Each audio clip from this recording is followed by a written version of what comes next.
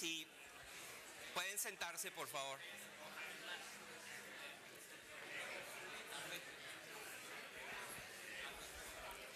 Buenas tardes.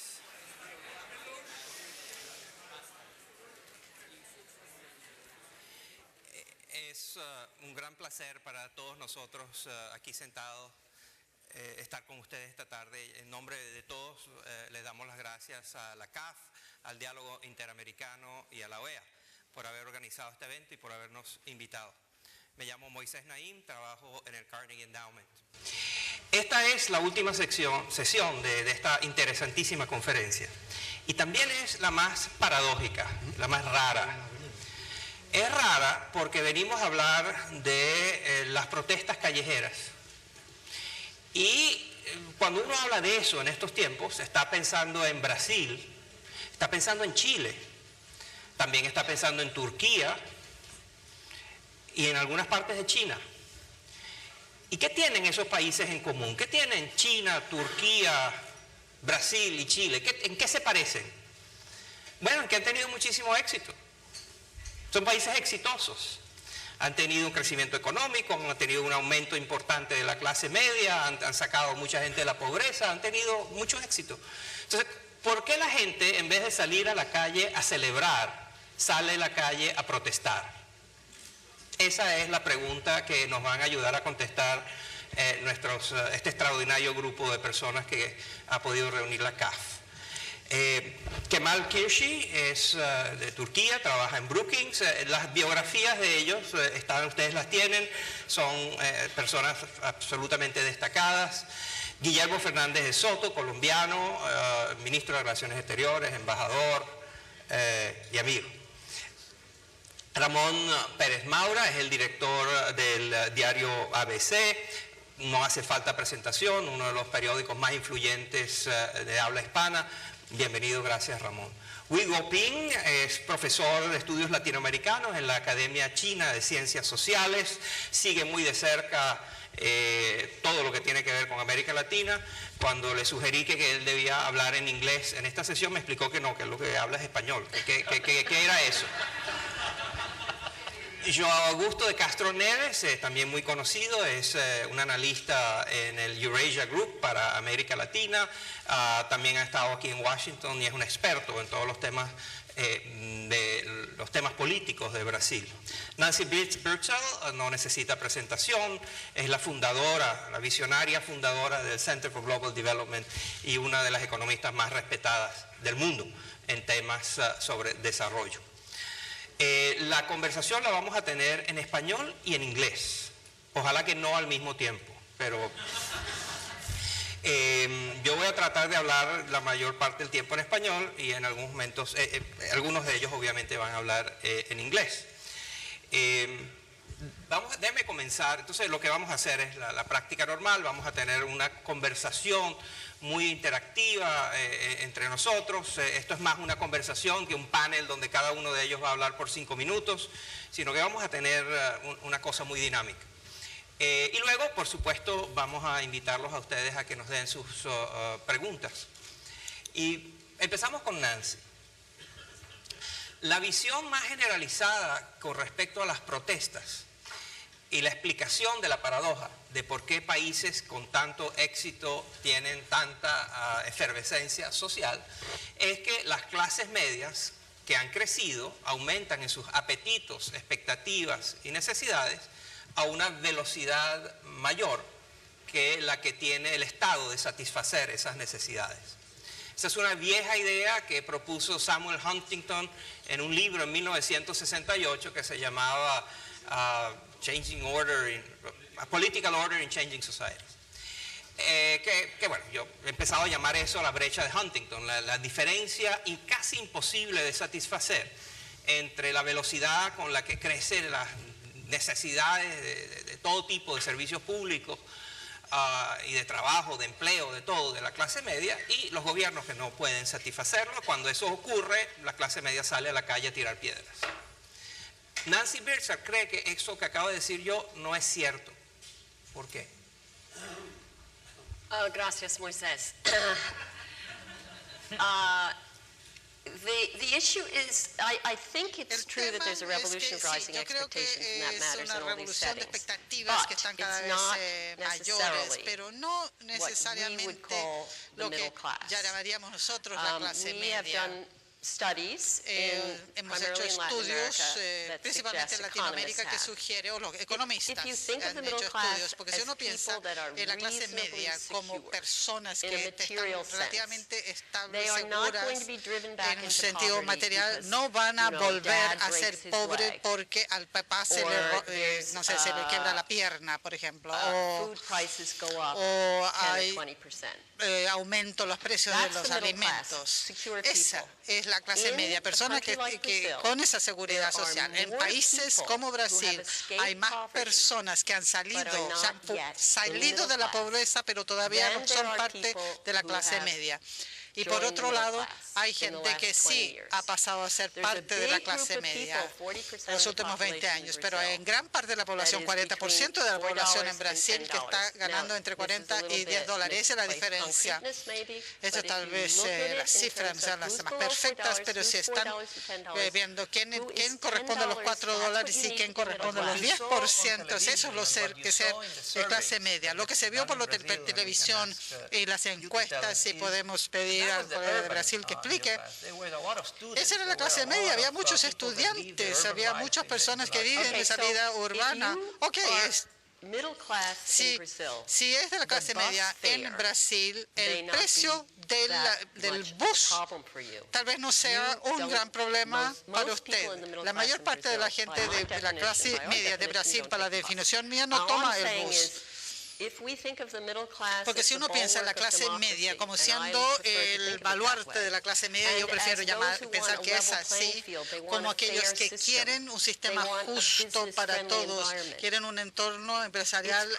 probably justo. those who are Esas trying son las to get into personas the que middle están class, tratando de who are ser y objecting to the llegar a la rise in the clase bus media, son fare. los que se están That's- oponiendo we a can't que be le suban el sure. precio del You know, boleto we del have to bus. think of No the podemos developing world asegurarnos more que and more as en el mundo en including desarrollo a group of como people who are not poor, personas que but están they are incluyendo far a una from población que no middle es class, pobre, and pero they todavía should no ha be the target llegado of a much ser more clase thinking in the media. IGP Y and the deberíamos CAP. pensar más en ellos, el BID debería estar pensando en ellos. Son los que llamo vulnerables, los luchadores. Ya volveremos a ese tema. ¿Está de acuerdo? Estoy de acuerdo que hay que concentrarse en la clase media, especialmente en Brasil, donde hay gran parte de la población de Brasil es más del 15%, más de 100 millones de personas. Según nuestra definición, 30%. Entonces ve cifras diferentes. Estoy de acuerdo que existe un fondo de un aumento en la clase media en muchos mercados emergentes y Brasil. Lo que causó las manifestaciones no era solo eso del costo del andar en autobús. Yo creo que fue liderado por jóvenes urbanos de la clase mediano superior y clase media superior, y en una situación donde hay bastante crecimiento económico. The counter argument La is that the contra- strugglers are having too much, argumento spending all their es time que struggling. los They que don't have luchan time to go to the street. pasan No, todo they're el not tiempo poor. luchando y no tienen They're not tiempo poor. andar They're en la calle. active. No son They know pobres, son they're paying activos, taxes. saben que pagan I'm not impuestos. saying it's for sure. Yo no I'm quiero just decir saying que es it's algo worth seguro, quiero decir que Joao Augusto, merece la you pena coined the estudiarlo. term Joao, that has usted to do mencionó with el the political supercycle. tema del Essentially, you said that superciclo there is político. the Dijo commodity esencialmente que supercycle, hay a very un long superciclo period de of productos básicos muy exploding largo, prices de of precios que van commodities, the commodities that explotando, Latin de productos America and básicos other que emerging América Latina y markets otros export. mercados So emergentes a long period of exportan. high prices Un periodo created a largo de precios prosperity altos that crearon led to a supercycle creó in una politics. prosperidad que And now you argue resultó that both en the un supercycle in superciclo commodities, de la the política. commodity Entonces, supercycle and the political estos dos supercycle are superciclos ending. están Tell us acabando more ahora. about that. ¿Puede contarnos más? Esencialmente, el final de ambos superciclos quiere decir un reto para la gobernación gobernación. En el caso de Brasil hay mucha gente que está diciendo que el presidente Rousseff ha declinado mucho la aprobación de ellos. Durante los últimos 20 años ha ido bajando, pero el término de Lula y Rousseff en sus primeros años, 70% más la popularidad, entonces ha vuelto a la norma o lo normal.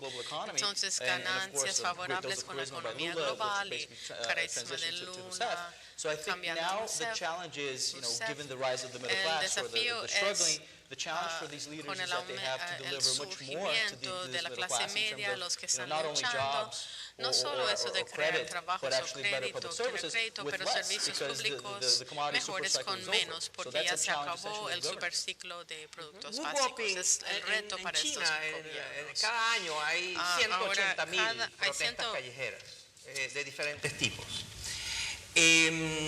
¿En qué se parecen, en qué se diferencian esas protestas que hay en China de las que hemos hablado aquí? Bueno, yo creo que cuando hablamos de esas cosas tenemos que distinguir dos situaciones. En China sí, cada año también con esas cosas, pero tenemos que dividir en dos partes. Por una parte, algunos pobres sí todavía piden más cosas al gobierno, ¿no? Pero por otro lado también la clase media, yo tengo que decir, porque precisamente yo también con el caso recién de Brasil, yo saqué realmente ahora, ¿qué pasó con la clase media? Yo digo la clase media como Brasil, como está marginada, fuera de las políticas de gobierno. Porque los gobiernos sí tienen políticas especiales para pobreza, para lucha contra pobreza, para todo eso. Pero para la clase media, ¿qué hay? Entonces, ¿ahora qué pasa? La demanda de la clase media y la oferta de gobierno, sí existe una brecha. Si esa brecha crece y luego va a originar descontenta la clase media. Entonces ahora cuando hablamos en China, sí, China recientemente gracias a las reformas está creciendo la clase media, pero también muestra algunas preocupaciones de la clase media. ¿Qué preocupa? Primero por la calidad de vida, o sea, la contaminación, y luego también la seguridad de alimentos. Y luego, ¿qué pasa? También quería mejores servicios políticos, porque mejor educación, mejor servicio médico. Y luego, ¿qué pasa? Y también se descubre, si no puede satisfacer a ellos, ¿qué pasa? Entonces nota la corrupción. Porque ahora si ustedes van a ver, China precisamente ahora en gobierno está haciendo una lucha contra la corrupción. Porque no sé si ustedes escuchan un dicho de nuestro presidente nuevo, dice que tiene que matar tigre y mosquito para una lucha contra la corrupción. Entonces ahora, claro, preguntamos, ¿quién es tigre? Porque, claro, tigre es, digamos, de alto nivel de categoría de gobierno. Entonces, últimamente, claro, y un ex gobernador de una ciudad de Chongqing, una ciudad más importante de China, ahora últimamente con Entonces, yo creo que precisamente para quitar descontento de la clase media, yo creo que sí también es muy importante. Ramón, tenemos la suerte de tenerte con nosotros. Hasta ahora hemos hablado de una clase media o de una clase pobre en ascenso. Tú vives en un país del grupo de países del mundo que tiene una clase media que se sentía con derechos adquiridos, que se sentía como un estilo de vida seguro, que empieza a tener muchas dudas. Es una clase media que está limitándose, y no es España, es Estados Unidos, es Italia, es Grecia, es Irlanda. Entonces, háblanos de lo que está pasando en los países donde la clase media, en vez de venir creciendo, se ha visto amenazada. Gracias, Moisés. Gracias por tu pregunta, porque además me lleva a lo que me parece que es más importante destacar, que lo que yo acabo de oír aquí tiene poco que ver con lo que yo he vivido en España, o casi nada. En España lo que hemos visto es una protesta porque no se protesta contra la corrupción del sistema, alguno hay que protesta, pero las grandes manifestaciones que vivimos en mayo del 2011 eran básicamente unas protestas contra el sistema, porque el sistema amenazaba con dejar de darles lo que había estado dándoles hasta entonces. El estado de bienestar prácticamente se ha convertido en un estado de beneficencia, y lo que se pretende es que se tiene derecho a que el Estado cuide de ti desde la cuna hasta la sepultura, en las mismas condiciones. Claro, a veces eso no es posible de mantener. ¿Y contra qué se protesta en este momento? Contra, volviendo del revés el símbolo del ciclo, superciclo político histórico, en el siglo XVIII veíamos cómo la aristocracia se resistía al cambio que le traía la burguesía. En el siglo XIX veíamos cómo la burguesía se resistía al cambio que le traía la clase trabajadora. Ahora estamos viendo cómo esa clase trabajadora, muy acomodada, con un estado de beneficencia que cuida de ella permanentemente a un coste que ese Estado ya no se puede permitir, se está encontrando con que hay por utilizar el término marxista, hay un lumpenproletariat que está dispuesto a hacer los mismos trabajos a un coste mucho menor y que permite la supervivencia de las industrias que hasta ahora existían a un coste que no pueden seguir manteniéndose. Esa es, desde luego, o yo he entendido mal lo que ha ocurrido en otros sitios, o desde luego esto es lo que ha ocurrido en España desde mi modesto punto de vista, probablemente esté equivocado, y creo que es una diferencia muy grande con lo que acabábamos de oír hasta ahora. Y yo te volveré a preguntar ahora de nuevo acerca de la composición de estos, de quienes protestan en términos de las categorías de Nancy, son los que están peleando por mantener sus estados, su situación, sus estándares de vida a los niveles más bajos de pobreza, o es la clase media. Ese es uno de los temas.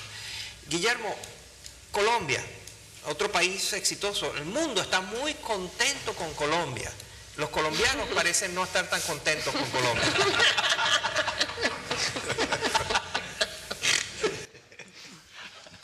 Está bien, gracias. ¿Qué más? Yo tengo que empezar haciendo una observación.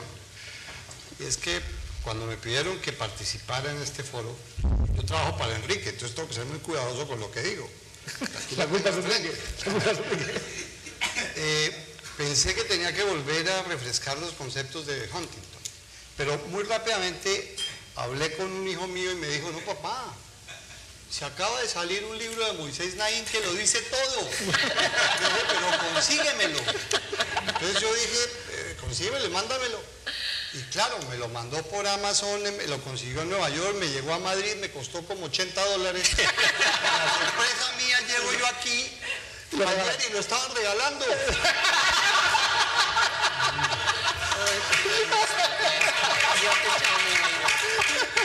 Entonces, claro, veo yo quiero la dirección de tu hijo. No, además lo tiene autografiado por ti, que me quedé todavía más impresionado. No.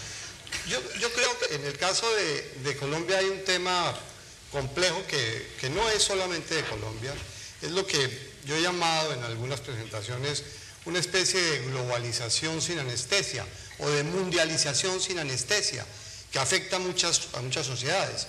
En Colombia se ha producido un cambio de la estructura productiva del país, de ser un país agrícola a un país hoy en día minero, petrolero. Es una estructura productiva distinta a la que estábamos acostumbrados. Y por supuesto, esa estructura productiva ha producido una serie de transiciones en diferentes sectores colombianos. La más clara es el tema del sector campesino, del sector agrario. Y por supuesto yo creo que la única manera como se puede realmente arreglar, tomar a tiempo, es poniendo anestesia a los efectos de unos TLCs que han llegado sin anestesia. ¿Verdad? Que hay una explicación. Las otras explicaciones tienen que ver con razones de carácter electoral y probablemente con algo de infiltraciones, pero fundamentalmente creo que hubo intereses confluyentes que dejan sobre todo una lección. Es que las protestas no se pueden minimizar. Guillermo, en contraste con lo que hemos visto en otros países, en Colombia, quienes están protestando es el sector rural, es el sector campesino. En estos otros países son los urbanos, es la gente que vive en ciudades. En Colombia es todo un tema agrario, ¿verdad? No solamente, empezó así, pero fue creciendo en otros sectores. Pero lo que quería señalar es que minimizar la protesta no es bueno en ningún lugar. Lo único que produce es mayor indignación. Y las protestas en general en el mundo tienen una característica que hace más difícil su manejo. Y es que estas protestas son espontáneas, no son las protestas que surgen como en el pasado de sectores sindicales. No, son protestas espontáneas y la espontaneidad le da a la gente sentido de pertenencia, de creer que van a poder conseguir los objetivos y sus expectativas no satisfechas. Pero como no tienen líderes precisos, es difícil saber con quién maneja uno la protesta y con quién negocia. Y creo que eso también pasó en Colombia y ha pasado en otros lugares. Entonces, le dije que esta era una sesión sobre paradojas. Una de las paradojas salió hoy en la prensa de Colombia, donde revelan que la última encuesta indica que el presidente Santos tiene un nivel de popularidad de 21%, que es uno de los más bajos. Y objetivamente Colombia ha estado creciendo y ha tenido, cuando digo que el mundo está contento con Colombia, es que hay mucho ánimo y mucho entusiasmo con respecto a lo que está pasando en Colombia, y sin embargo la paradoja de que en momentos en que Colombia está teniendo uno de sus mejores momentos, la gente está descontenta con el presidente. ¿Qué debe hacer un presidente bajo estas circunstancias? Entonces, esta es la segunda parte de esta conversación antes de invitarlos a ustedes. Yo quería volver a preguntarles a todos, ¿qué debe hacer un presidente el presidente de Brasil, el presidente de Turquía, el presidente de Grecia, etcétera? Kemal Dersi es turco y por supuesto sigue muy de cerca la política en Turquía. Es muy interesante contrastar la manera como el primer ministro Erdogan reaccionó ante las protestas con la manera como la presidenta Dilma Rousseff reaccionó ante las protestas. El presidente Erdogan agredió, denunció, insultó a quienes estaban protestando. Dijo que eran conspiradores, terroristas, instrumentos de la potencia extranjera, que iban a ir todos presos, que realmente fue muy agresivo el presidente Erdogan. La presidenta Dilma dijo que ella era uno de ellos. La presidenta Dilma dijo que ella entendía, compartía y estaba muy de acuerdo con las protestas. Esto me permite iniciar la segunda parte, que es ¿qué debe hacer un gobierno? ¿Qué más? En 2 minutos.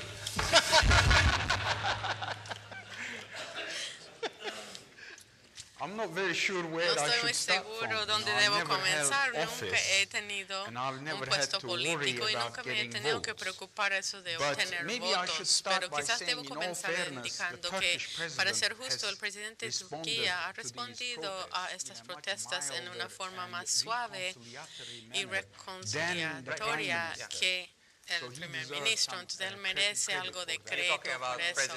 Está hablando del presidente Gül, sí, Abdullah Gül, comparado con Erdogan. Quizás indica algo sobre lo que estaba ocurriendo dentro del gobierno en esos días y el partido político en gobernación. Volviendo al tema de la respuesta del presidente de Brasil y el primer ministro de Turquía, debo confesar que mis intereses en Brasil había volado en los 70, cuando yo estaba convencido de la importancia de Pelé y el fútbol. Y precisamente el punto mío era lo que usted indicó. ¿Qué es lo que está ocurriendo actualmente? Y lo que no entiendo nada de lo que he leído es que en comparación con la presidenta de Brasil, Erdogan está todavía actuando en forma razonablemente bien o anda bien en las encuestas de opinión pública. Yo creo que los comentarios de Nancy, una combinación de lo que dijo Nancy, además de lo que dijo Ramón y Ruth, referente a la clase media, quizás nos puede ayudar en la siguiente manera. Yo creo que la clase media no es homogénea. Hay una parte de la clase media en Turquía que está, muchas gracias, que anda muy bien bajo las políticas del primer ministro, pero ellos también están empezando a quejarse un poco, especialmente con relación a la manera a través de la cual el primer ministro está intentando castigar a algunos de la clase media y los negocios, las corporaciones grandes por haber ayudado a los manifestantes en junio. Existe también una clase media que ha logrado progresar mucho en las ciudades grandes y también están muy relacionados con la globalización, van bien con los medios sociales y se pueden expresar bien, hablan idiomas y todo, y se sienten un poco como los españoles, pero por una razón diferente. Sienten que algo se les está quitando, y eso es lo que ese gobierno había extendido, les había ofrecido gracias a las reformas que tuvo que hacer para cumplir con los criterios de Copenhague para empezar a negociar la accesión a la Unión Europea. Entonces, mediados de los 2000 era un momento cuando reformas políticas se presentaron y el público de Turquía, especialmente ese grupo, empezó a gozar de la libertad de asociación, de expresión y todo. Y durante el último año y medio, algo así, vieron a un primer ministro cada vez más mayoritario, sino autoritario, y el parque en el centro del comienzo de la protesta simboliza de muchas maneras el enfrentamiento entre un entendimiento mayoritario de la democracia, donde el primer ministro quería controlar o forzar al país muchos proyectos grandes para impulsar el crecimiento de la economía, y una parte de la clase media beneficiaria de eso con cada vez más frecuencia. Y era un caso donde iban a construir un centro comercial en lugar de un parque, pero era un centro comercial donde las compañías beneficiarían un proyecto que se autofinanciaría en un momento cuando la ciudad realmente estaba volviéndose cada vez más concreto y la clase media se sentía molesto por eso. Era una combinación del miedo de perder los beneficios que habían logrado y ver al primer ministro que andaba cada vez más en la vida, el dominio privado de la gente, extendiéndose de eso de mandar a las mujeres tener 3 niños o más, anunciar en el metro Ankara diciendo que los jóvenes no se debían tocar, acariciar en público, aerolínea turca debía insistir que sus azafatas no usaban rojo en la boca, y entonces eso era quizás el punto clave que realmente causó el problema. Turquía es el país que tiene más periodistas en la cárcel que en cualquier otro lugar en el mundo. Hay que notar eso, es importante. Ramón, si te llama el primer ministro, el presidente del gobierno Rajoy, y te dice, ¿qué hago? Con esto. Pues tiene muchas cosas por las que puede preguntar. ¿Puede usted ser más concreto? ¿Puede usted ser un poco más concreto en su pregunta? No, pues yo, Moisés, creo que por esto de las protestas populares no llamaría. ¿Y sabes por qué no llamaría? Por una razón muy sencilla. En España, las protestas populares que vimos hace 2 años han conseguido deslegitimarse con el paso del tiempo. España es el único país en el mundo en el que se produjo un fenómeno muy extraño. Como ahí se protestaba contra el sistema y no contra los políticos que estaban gobernando en ese momento, que era la etapa muy final del Partido Socialista, lo que nos encontramos después es que se convirtió el movimiento de protesta popular en un movimiento de acoso a la nueva clase política. En España hemos visto cosas que no se han visto en ningún país del mundo. Hemos visto a grupos organizados surgidos del 15M, de las protestas de los indignados, ir a protestar a los domicilios particulares de miembros del gobierno y de diputados de la mayoría gubernamental. Hemos visto una manifestación a la puerta del domicilio de la vicepresidenta del gobierno. Y en el domicilio en ese momento estaba su hija de 3 meses de edad y la madre de la vicepresidenta cuidando de la niña. Y había una protesta en la puerta del domicilio. ¿Cuál ha sido el resultado de todo esto? El movimiento se ha desactivado por sí solo porque ha perdido toda legitimidad. ¿Quién puede defender que hay derecho a ir a protestar al domicilio particular de un político en el que está su hija pequeña y su madre? Joao, la misma pregunta, same question. Dilma Rousseff te llama, ¿qué hago? I would say the same thing. Diría lo mismo. Algo importante que podemos comparar, es importante en el caso de Turquía, es que si uno ve las protestas impulsadas por la opresión del gobierno, en el caso de Brasil es más incompetencia del Estado, son distintos niveles y además generaciones de incompetencia. Estos movimientos no están dirigidos a Youssef en sí, sino a la clase política en general. Son muy difusos y quien responde a las ofertas de la clase política puede llegar a calmarlos. Para mí eso sería una gobernabilidad básica y lo que están haciendo es traer a otros actores políticos para que actúen en el Congreso, para transmitir la idea de que existe un pacto nacional para resolver el problema. Y en el caso de Brasil, de nuevo, como el movimiento es tan difuso, tenemos que tomar estas protestas con cautela. No creo que vayan a ganar suficiente en cuanto a cómo va a actuar el gobierno en el corto plazo, sino que va a haber un mayor escrutinio de cómo gastan los fondos del gobierno. Hace 7 años, las mismas personas que estaban orgullosas en la calle porque las Olimpiadas se van a realizar ahí son los mismos que ahora se están quejando. Quiero hacer un comentario más. Quizás no esté informada, pero lo que yo pensaba es que en Turquía la protesta tiene que ver con derechos políticos y acceso a los derechos políticos. Y en Brasil y en Chile, antes, las protestas tienen más que ver con problemas económicos.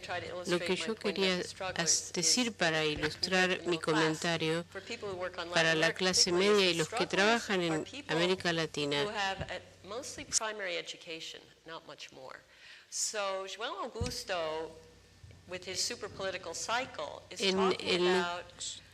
cuando hablamos del hiperciclo, hablamos de la merma de creación de puestos de trabajo que han generado los exportadores de productos primarios, que son puestos de trabajo con menos pericia, gente que se ha beneficiado mucho con el ambiente externo de los altos precios de los productos primarios.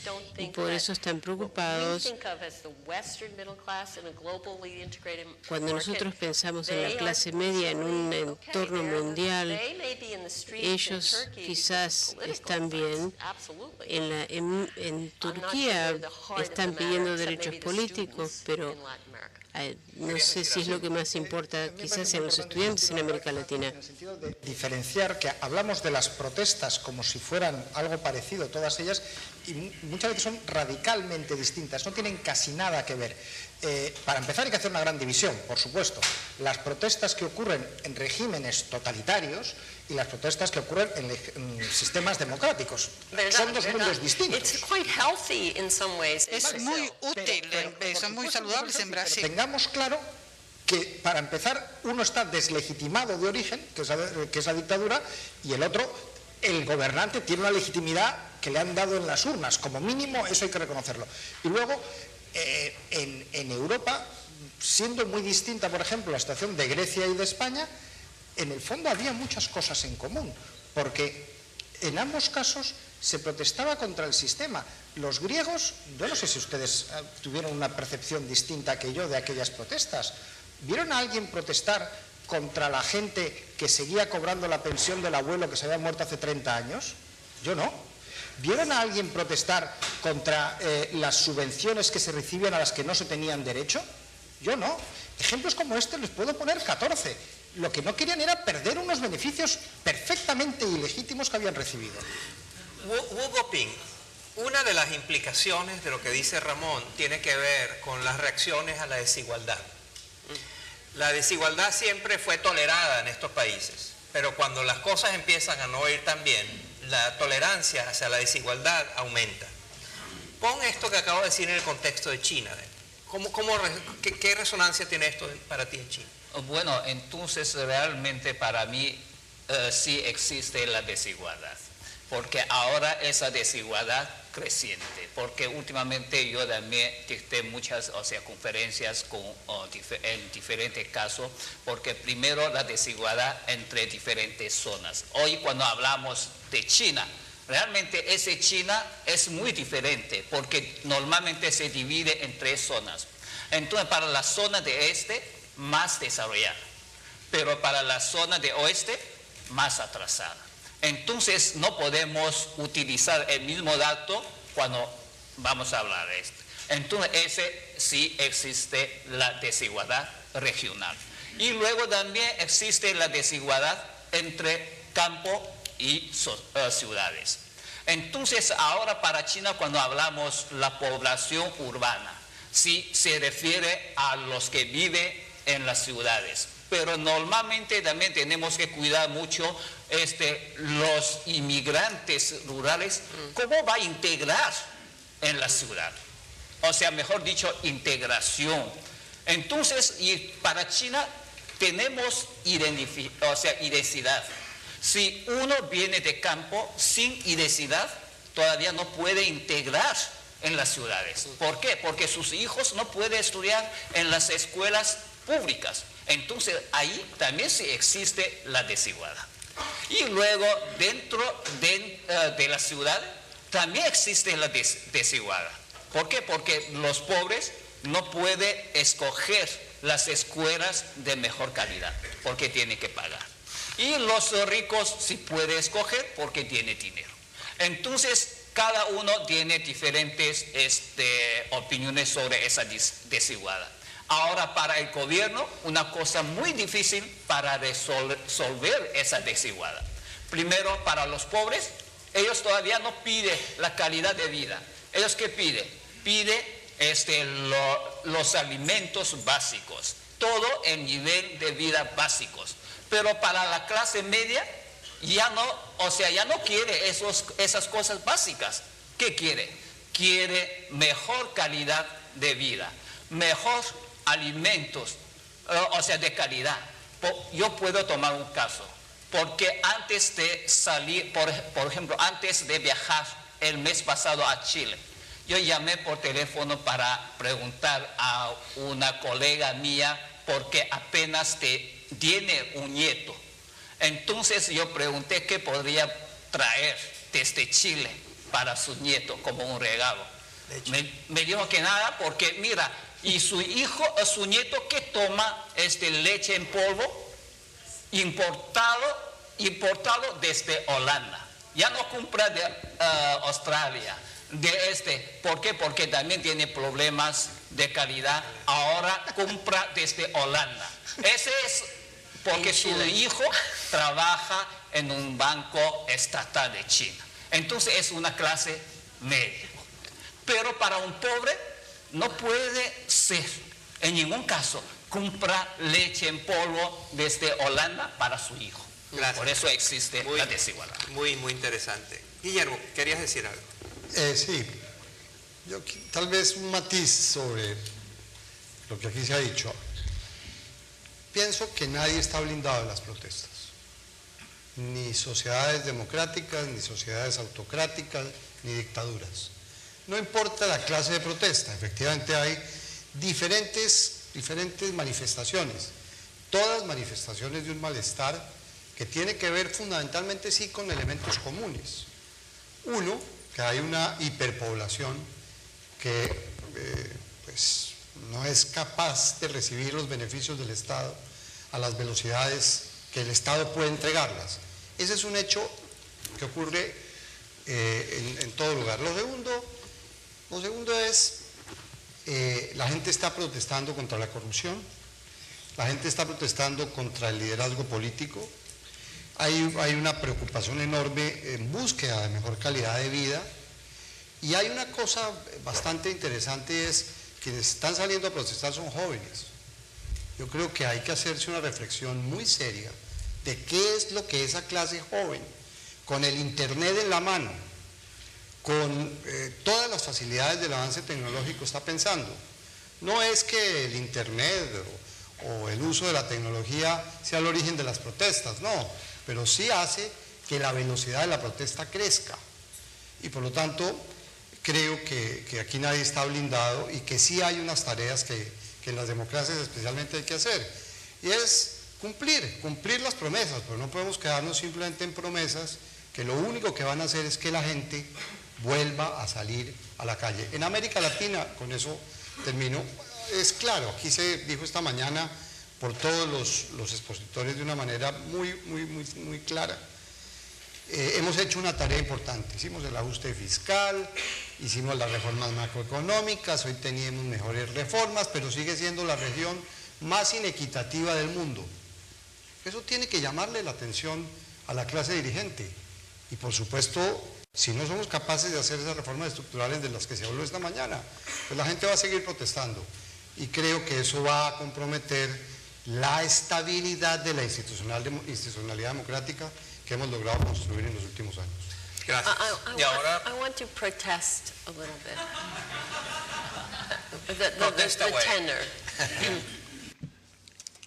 Quiero Especially for Latin America.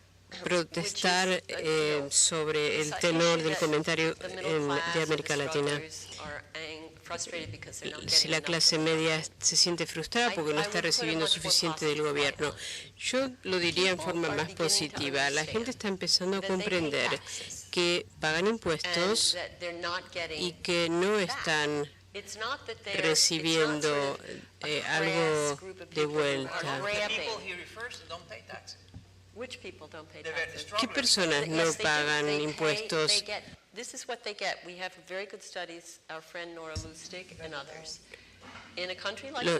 En un país como Brasil, ellos pagan mucho en impuestos indirectos, no pagan demasiado en forma directa, pero sí indirectamente, y lo que reciben en transferencias a nivel de pensiones es equivalente a lo que pagan en impuestos indirectos, o sea, en forma neta reciben malas escuelas y malos servicios, y si son de la clase media optan por no recibirlos y hacen otra cosa, pero si son pobres están condenados. Así que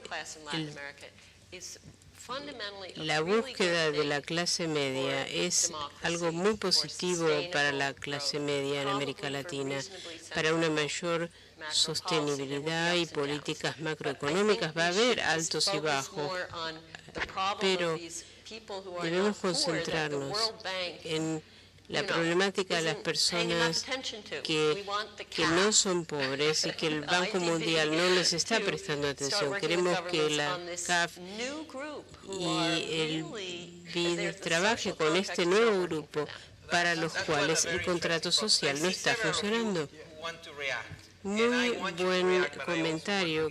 Sé que hay gente que quiere contestarle, pero les pido que no lo hagan y quisiera que la audiencia hiciera sus comentarios. Vamos a pasar los micrófonos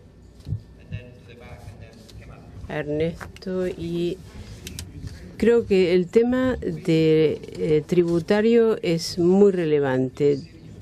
2 días después del ataque en Siria, el ministro del gabinete tuvo que hacerle comentarios a la prensa y me fascinó que él tuvo que aludir a que están teniendo mucho cuidado cómo gastan el dinero de los impuestos.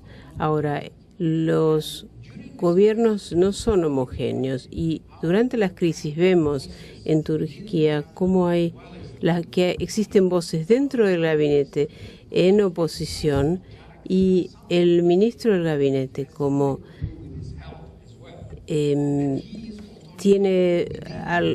esto tiene que ver con su salud, es autoritario y él hace que los ministros sientan temor pensando en las próximas elecciones. Se reconoce en el país que la vida es cada vez más compleja y por eso el libro suyo es fascinante. El reto entre abordar estas complejidades en forma mayoritaria en la democracia, que si yo gané las elecciones, todo el mundo se tiene que sentar y yo soy el que voy a gobernar, a diferencia de algo más pluralista, y esa confrontación es lo que tenemos que analizar. Díganos quién es usted y de qué institución proviene. Gracias, Ernesto. Ernesto Tagle from Brookings Institute. Creo que si te levantas de atrás te ponen.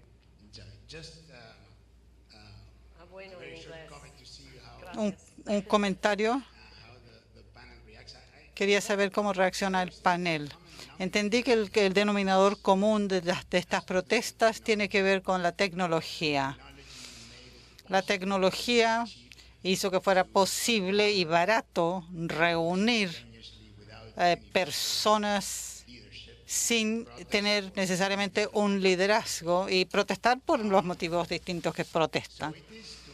Entonces, me parece que nosotros en Uruguay estamos muy acostumbrados a tener referendos. Es muy barato y una forma de poner en práctica la democracia. Eso podría ser muy positivo a lo que se refería usted, de que puede ser que de esa forma el gobierno rinde más cuentas a la población. Y también puede obligar a que los gobiernos tomen decisiones de a poco según las protestas, el motivo de las protestas de la población. Entonces, en vez de tener una política cohesiva y después decidir cómo van a ser las cosas una por otra. Gracias. La tecnología y la China. ¿Cómo, qué comentario puede decir? Weibo. Weibo también es una forma a través de Internet, porque Weibo por teléfono, por ordenador, celular y Internet, todo el mundo puede recibir informes al mismo tiempo. Entonces, sí, cualquier cosa puede llegar. Gracias. Allá atrás, ¿quién tiene el micrófono?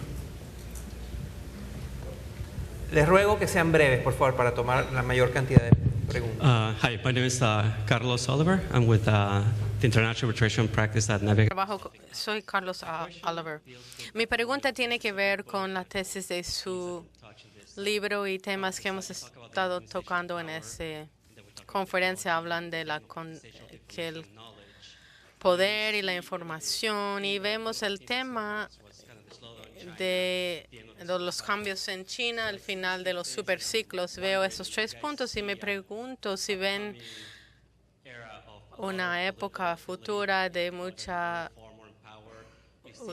habilidad política, la gente más informada, más poder y una crisis económica. Quiero tener sus reacciones sobre lo que recomendarían al sector privado y al sector público. Una pregunta maravillosa. Joao.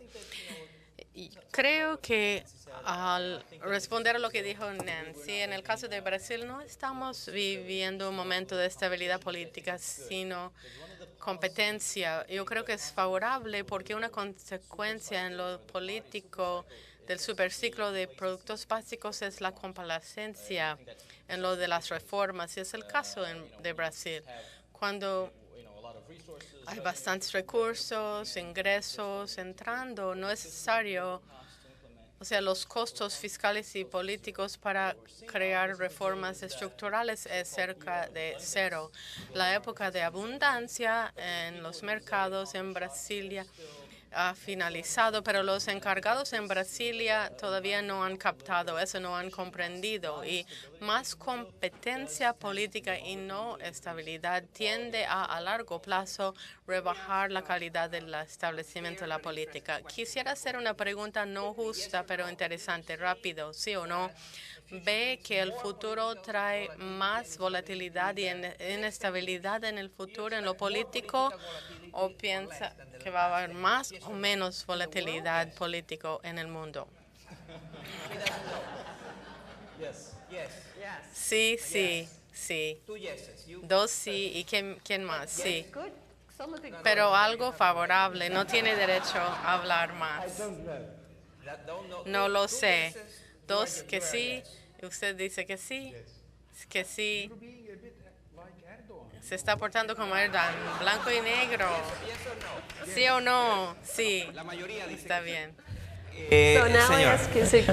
Cecilia López, de Colombia. Usted dijo que los 3 países de la América Latina, Chile, Brasil y Colombia, se ven muy bien por fuera. Sin embargo, tenemos toda clase de movilizaciones. Mi pregunta es la siguiente. Como estos 3 países son también entre los más desiguales de América Latina, ¿no será que los gobiernos le han dado mucho a los pobres, pero le han dado más a los ricos?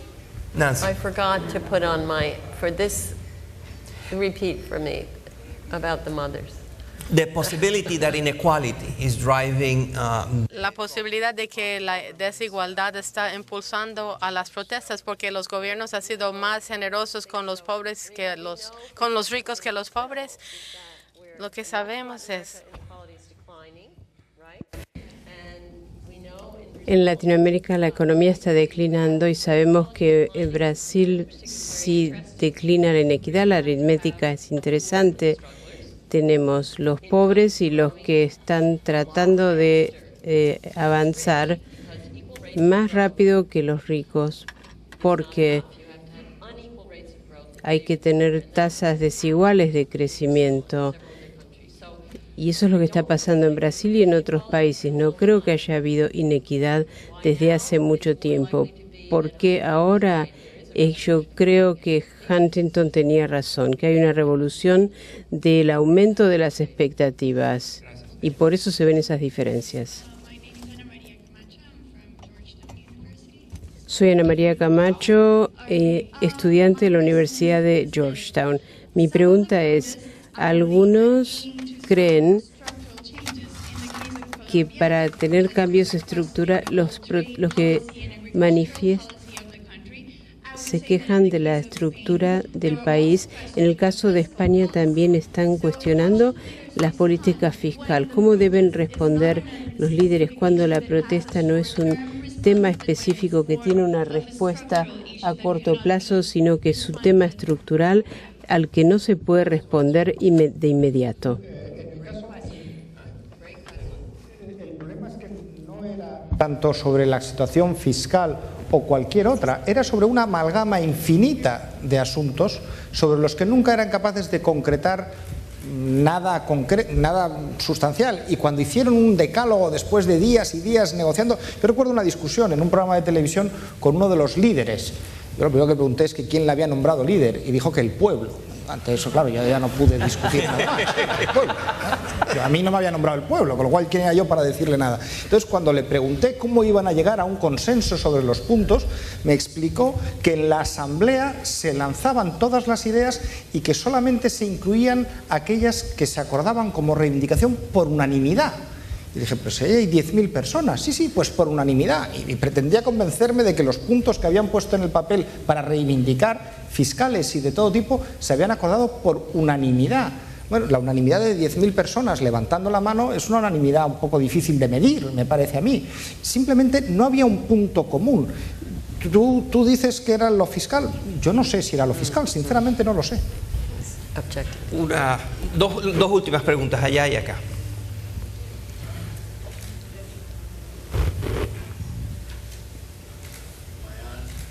No. No.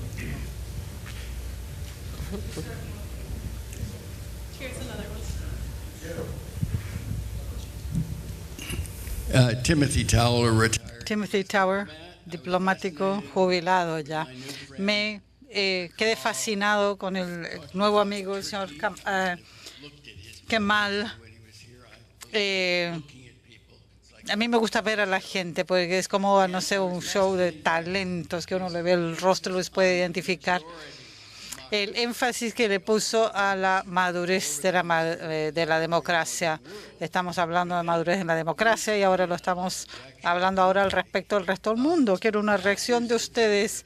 Ese es el impulso para la protesta, sea la clase media, sean los más pobres, sean los que están relegados, sean lo que sea. Si lo eligen o todos dicen, qué felicidad, me eligieron, soy demócrata, el mundo me ama, y después hay que cerrar al resto de la gente en el gobierno por 4 años acá en Estados Unidos o 10 años en Venezuela, donde sea. ¿Es ese el fenómeno que estamos viendo cuando uno aborda el tema de las protestas? ¿Qué mal? Responda usted. Lo que es irónico y paradójico es que antes las elecciones en la Turquía creaban coaliciones, y la coalición significaba que la dinámica era una en lo que había más representación, mejor distribución, etcétera. El caso del partido de gobierno, este partido viene ganando las elecciones con cada vez mayor popularidad en las últimas 3 elecciones. Así es que esto yo creo que le ha dado al propio primer ministro una excesiva confianza y empieza a desconsiderar a lo que está exigiendo la población, y por lo tanto es cada vez más difícil la situación. Pero reitero, el caso de Turquía es bastante diferente a lo que sucede en Latinoamérica, porque en Latinoamérica tiene el lujo de los recursos naturales. Turquía no tiene ese lujo. Esa economía tiene que funcionar para poder suplir a la población, y por eso está reclamando no solo los partidos políticos, sino que todavía la clase media está atrás de un partido. Están viendo que la economía no va a funcionar si esta actitud mayoritaria sigue. En Latinoamérica, lo que usted dice, el lujo de los recursos naturales para nosotros es una maldición. Siempre es mejor, la cosa siempre está mejor en otro lugar.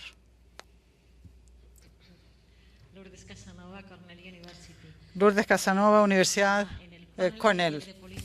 De hoy vemos que los políticos están desprestigiados, que las protestas demuestran que hay mucha desconfianza, y en el panel de esta mañana de economía se ha pedido políticas industriales, gobiernos, se ha pedido, yo creo que había un cierto consenso en una especie de capitalismo de Estado. ¿Cómo se come esto?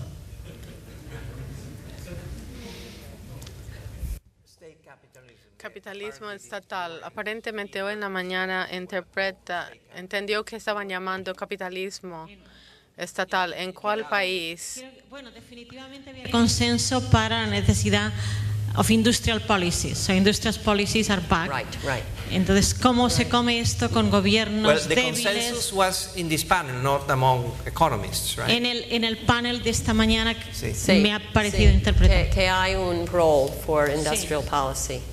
Sí, es complejo, but yes, I think there can be.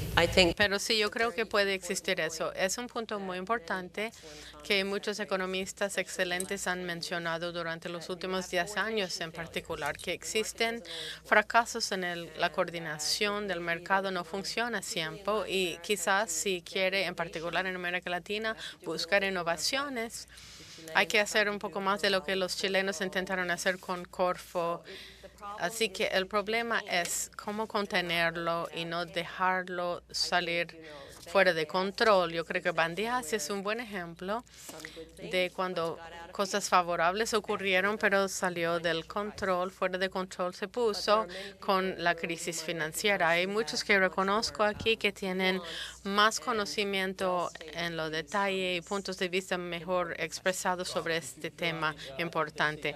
Si me permite, yo creo que el capitalismo estatal tiene una relación casi directa con lo que llamamos el superciclo, el hecho de que existe el auge de productos básicos en países, en gobiernos que sienten más confianza para implementar políticas industriales, proteccionismo, requisitos, así, porque el costo de hacerlo está disminuido mucho donde todos están ganando.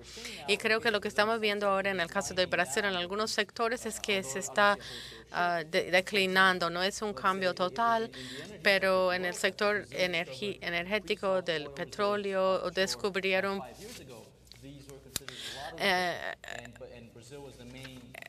reservas presal y entonces cambiaron el marco, era más centrado en el Estado y lo que no pensaron es que el petróleo, la reforma energética en México y lo que el gobierno está pensando en este momento es que hay que tener términos más atractivos para atraer al sector privado. El petróleo de Brasil sí es muy favorable, pero se vence en algún momento. Este primer ministro quisiera avanzar en esa dirección. Recognize that when you go in that direction, the government will, in the long run, be able to do patronage. And they fear that. They fear finding themselves in a situation where they can get cut off from the benefits of state capitalism or growing control. This is a fascinating factor that I think favors democratization and pluralism. The central message here is that industrial policy is a complicated issue and that is not the same as state capitalism, and there are different ways of talking about industrial policy, and that proponents of industrial policies are obliged to explain how a new 21st century of industrial policy will be inoculated against the traditional captures and distortions and corruptions that characterized industrial policy everywhere that it has been tried. And that brings me... Yes, but it's not, it's different from 30 years ago in Latin. Okay. It's not as, it's more possible to imagine it working now than 30 years ago. Talking about industrial policy at that level of generality is as complicated as talking about the middle class at that level of generality. And that, I think, is an interesting conclusion of this panel. I would not attempt, we're running out of time, we're already out of time. I think the central points are that when we say the middle class is taking to the streets in protest, we need to clarify who are we talking about, in which countries, for what reasons, and who is the middle class. All of those are issues that are not clear. One aspect that we did not discuss and that you should not leave here without hearing loudly is that in some cases, those protests that we are discussing are very healthy. I was trying to say. And not that they do not only deserve to be seen as a problem. Right. In many ways, they can be the beginning of a solution. And with that, I ask you to please join me in thanking this wonderful panel. Thank you, Moisés.